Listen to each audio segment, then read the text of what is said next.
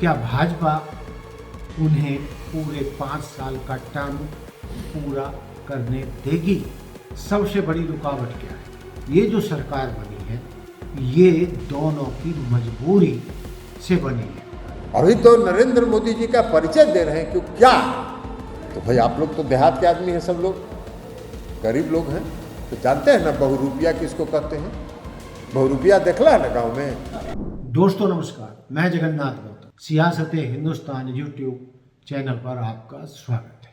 दोस्तों आज फिर हमारा मुद्दा बिहार ही है। दोस्तों जैसा कि आपने देखा कि गांधी मैदान में नीतीश कुमार ने सीएम पद की शपथ तो ले ली, लेकिन अब सबसे बड़ा सवाल ये है कि नीतीश कुमार मुख्यमंत्री की कुर्सी पर टिकेंगे कितने दिन? क्या भाजपा उन्हें पूरे 5 साल का टर्म पूरा करने देगी? दोस्तों इसमें सबसे बड़ी रुकावट क्या है? वो ये है कि ना तो नीतीश कुमार भाजपा पर विश्वास करते हैं और ना ही भाजपा नेतृत्व जेडीयू या नीतीश कुमार पर विश्वास करती है। और ये जो गठबंधन है एनडीए का, जेडीयू का, ये जो सरकार बनी है ये दोनों की मजबूरी से बनी है। वो क्यों? देखिए, आप जानते हैं कि लल्लन सिंह जेडीयू के नीतीश कुमार के बाद सबसे बड़े मजबूत नेता हैं, लेकिन दोस्तों कई लोग उन पर आरोप लगाते हैं कि वो भाजपा खेमे में जा मिले हैं और नीतीश कुमार के लिए खतरा है। लेकिन आज उनकी आंखें खुल जानी चाहिए कि लल्लन सिंह भाजपा और नरेंद्र मोदी के बारे में क्या विचार रखते हैं। जब आप उनका ये वीडियो क्लिप सुनेंगे जो हमें सुनवाने जा रहे हैं तो आपकी आंखें खुल जाएंगी कि जेडीयू नेताओं को भाजपा पर कतई विश्वास नहीं है। नरेंद्र मोदी जी का परिचय दे, अभी तो नरेंद्र मोदी जी का परिचय दे रहे हैं कि क्या, तो भाई आप लोग तो देहात के आदमी हैं, सब लोग गरीब लोग हैं, तो जानते हैं ना बहुरूपिया किसको कहते हैं। बहुरूपिया देखला है ना गाँव में क्या होता है, 12 दिन में 12 रूप धरता है, वही है, ये पूरे पार्टी वही है। और वही स्थिति भाजपा की भी है। इसीलिए पूरे चुनाव में अमित शाह जी पटना में डेरा डाले रहे। जब तक चुनाव संपन्न नहीं हो गए वो पटना से हिले नहीं, क्योंकि वो भी इस लाइन पर चल रहे हैं कि अभी नहीं तो कभी नहीं। भाजपा नेतृत्व का मानना है कि उन्हें अब तक के चुनावों में बिहार में सबसे ज़्यादा 89 यानी 89 सीट मिली है, जो इतिहास का सबसे बड़ी संख्या है। और उन्हें डर इस बात का भी है कि जो भाजपा के पक्ष में वर्तमान में स्थितियां हैं या एनडीए गठबंधन से जुड़े नेता या दल उनके साथ हैं, ये स्थितियां हमेशा नहीं रहने वाली हैं। इसलिए वो हर कीमत पे चाहेंगे कि नीतीश कुमार को हटाकर भाजपा में सीएम, भाजपा नेता को सीएम बनाकर भाजपा का पुराना सपना पूरा करें। और इसके लिए वो कदम कदम पर नीतीश कुमार के रास्ते में कांटे बिछाएंगे, परेशानियां पैदा करेंगे, उनकी उम्र और सेहत का हवाला देकर उन पर आक्रमण करेंगे, उनको अक्षम दिखाएंगे और वो उनको फेल करने के लिए साम दाम दंड भेद का सहारा लेने से भी नहीं चूकेंगे। और जैसा कि आपने अभी लल्लन सिंह के विचार सुने, उसी तर्ज पर मैं आपको बताना चाहता हूं कि इन दोनों खेमों के स्रोतों से जो हमें खबर मिल रही है, सूत्रों से जो खबर मिल रही है वो ये है कि नीतीश कुमार भी लल्लन सिंह की तरह अमित शाह या भाजपा पर या मोदी जी पर विश्वास नहीं करते, बल्कि जो सूत्रों से खबर मिल रही है उनका तो ये कहना है कि जेडीयू खेमा ये चाहता था राष्ट्रीय जनता दल को ज़्यादा सीटें मिलें तो वो ज़्यादा सुरक्षित होते, यानी 20-25 सीटें कांग्रेस और राजद यानी राष्ट्रीय जनता दल को मिल जाती, 20-25-30 सीटें और मिल जाती तो नीतीश कुमार की कुर्सी 5 साल के लिए ज़्यादा सुरक्षित हो जाती। क्योंकि जो नीतीश कुमार बने हैं सीएम, उनमें भाजपा का नहीं बल्कि एनडीए, भाजपा से जुड़े हुए एनडीए के जो साथी हैं, जनता दल हैं, नेता हैं, उनका समर्थन और इंडिया खेमे का भाजपा को डर, यही कारण है कि भाजपा उनको सीएम बनाने के लिए राजी नहीं हुई, बल्कि मजबूरी में अपने दिल पर पत्थर रखकर नीतीश कुमार को उन्होंने 10वीं बार फिर बिहार का सीएम बनाया है। दोस्तों, राजनीति तो राजनीति है कि वो किसी कीमत पर अपना मुख्यमंत्री बनाना चाहेंगे, क्योंकि ऐसा अवसर उन्हें शायद नहीं मिलेगा। और इसके लिए मुख्यमंत्री को शपथ तो दिला दी है नीतीश कुमार को, लेकिन चूंकि अभी मंत्रालयों का बंटवारा नहीं हुआ है, इस पर भी कलेश होना तय है। और नीतीश कुमार मंत्रालय बांटने के मामले में कितना झुकते हैं और भाजपा उन्हें कितना झुकने में मजबूर कर देती है, इस पर भी दारोमदार रहेगा कि भविष्य में वो कितने दिन सीएम की कुर्सी पर टिक पाएंगे।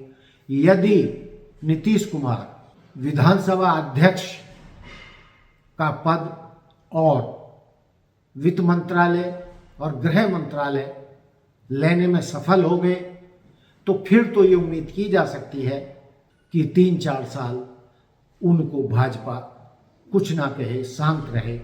लेकिन यदि विधानसभा अध्यक्ष और गृह मंत्रालय भाजपा के पास गया, वित्त मंत्रालय भाजपा के पास गया, तो ये समझ लीजिए कि नीतीश कुमार के गिनती के दिन या महीने हैं, क्योंकि भाजपा अपना मुख्यमंत्री बनाने में कोई कोर कसर नहीं रखेगी और हर तरीके से नीतीश कुमार को फेल करने के लिए अड़ंगे लगाएगी। और ये भी हो सकता है कि भाजपा अपना मुख्यमंत्री बनाने के लिए जेडीयू को ही तोड़ने का षड्यंत्र कर डाले और जेडीयू को तोड़कर अपना मुख्यमंत्री बना ले। मैंने कहा शुरू में ही कि दोनों एक दूसरे पर विश्वास नहीं करते। लल्लन सिंह का बयान आपने सुन लिया कि वो न नरेंद्र मोदी पर विश्वास करते हैं, न भाजपा के किसी नेता पर विश्वास करते हैं। इसी तरीके से दोस्तों, बिना विश्वास के गाड़ी कैसे चलेगी, ये बड़ा मुश्किल सा लग रहा है। लेकिन मैंने जैसे एक बार कहा कि नीतीश कुमार के लिए इंडिया गठबंधन का सहारा और एनडीए से जुड़े हुए छोटे छोटे दलों का, चाहे वो रामविलास की पार्टी एलजेपी और चिराग पासवान का सहारा हो, और जो छोटे छोटे 5-5, 4-4, 2-2, 4-4 हम जैसे दल हैं, उनका सहारा भी नीतीश कुमार को है। और ये पक्का है कि भाजपा यानी एनडीए से जुड़े हुए छोटे दलों को नीतीश कुमार हर कीमत पर खुश रहना चाहेंगे, रखना चाहेंगे। और जहां जेडीयू, भाजपा द्वारा जेडीयू को तोड़ने की बात कही जा रही है, वहां ऐसा भी हो सकता है कि नीतीश कुमार एनडीए गठबंधन से जुड़े हुए दलों को तोड़कर जेडीयू की संख्या बढ़ा लें, ओवैसी की पार्टी के एमएलए को तोड़ लें, चिराग पासवान को हम अपने साथ मिला लें, हम पार्टी के विधायकों को अपने साथ मिला लें और भी जो दो तीन छोटे दल हैं उनके विधायकों को भी अपने साथ मिला लें। तो जहां भाजपा अपने गठबंधन यानी एनडीए के सदस्यों को या भाजपा के सदस्यों को बढ़ाना चाहेगी, चाहे उसे जेडीयू क्यों ना तोड़नी पड़े, उसी तरह नीतीश कुमार भी इसी नीति पर चलेंगे कि वो जेडीयू के विधायकों की संख्या कितना बढ़ा सकते हैं। जितना वो बढ़ा सकते हैं उतना बढ़ाने का प्रयास करेंगे और इसके साथ ही वो इंडिया गठबंधन के कांग्रेस और राष्ट्रीय जनता दल दोनों को साध कर रखेंगे।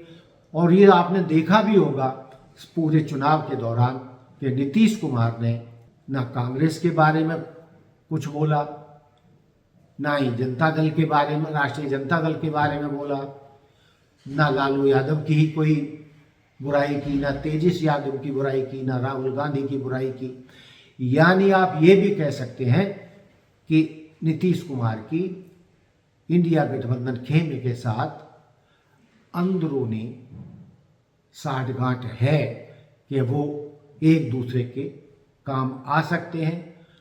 और इसमें कोई सिद्धांत की जैसी कोई बात है नहीं, क्योंकि नीतीश कुमार इस फन में माहिर हैं कि कब पाला बदलना है और कब सामने वाले को कैसे मात देनी है। तो दोस्तों, जो नीतीश कुमार की ये पाला बदलने की नीति है, बेशक दूसरे लोग उन पर पलटू राम का आरोप लगाएं, लेकिन दोस्तों जो भाजपा ने हालात देश में पैदा कर दिए हैं या बिहार में पैदा कर दिए हैं, वो नीतीश कुमार के लिए मजबूरी बना देते हैं कि वो भाजपा से निपटने के लिए पलटू राम की भूमिका निभाते रहे।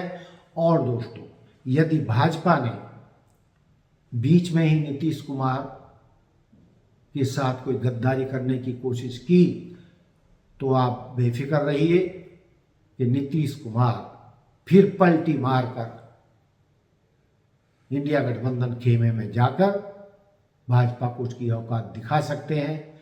यानी दोनों एक दूसरों से सतर्क हैं, दोनों एक दूसरे पर विश्वास नहीं कर रहे हैं। और जो नीतीश कुमार की ये खूबी है या उनकी नीति है कि वो वक्त को, यानी मौसम विज्ञानी है, किस तरीके से आने वाले खतरे को वो पहले ही पहचान जाते हैं और उस खतरे से निपटने के लिए बेशक उनको पलटी मारनी पड़े और दूसरे खेमे में जाकर नए सिरे से मुख्यमंत्री बनना पड़े, इसमें उन्होंने पीएचडी की है। तो दोस्तों, ये सह और मात का खेल एनडीए गठबंधन या बिहार की राजनीति में चलता रहेगा। भाजपा जहां हर कीमत पर जेडीयू को तोड़कर अपना सीएम बनाना में कोई कसर नहीं छोड़ेगी, वहीं नीतीश कुमार भी भाजपा को पलटू राम वाली टंगड़ी मारकर उन्हें औकात में रखने का काम करते रहेंगे। तो दोस्तों, ये था बिहार की राजनीति के ऊपर मेरी चर्चा। और आपको क्या लगता है कि ये जो सबसे बड़ा सवाल है, आप उससे कितने सहमत हैं? क्या भाजपा नीतीश कुमार को पूरे 5 साल शांति से राज करने देगी या उन्हें बीच में हटाकर अपना सीएम बनाने में कामयाब हो जाएगी? तो इस पर हम आपके कमेंट्स चाहेंगे कि आप क्या कहना चाहते हैं, हमारी बात कितनी सही है, कितनी गलत है, या जो हमने मुद्दे उठाए हैं वो कितने सही हैं या कितने गलत हैं, आप उनसे कितने सहमत हैं, आप हमें कमेंट्स करके बता सकते हैं। तो दोस्तों, देखते रहिए सियासत हिंदुस्तान। जय हिंद, जय भारत, जय संविधान। नमस्कार।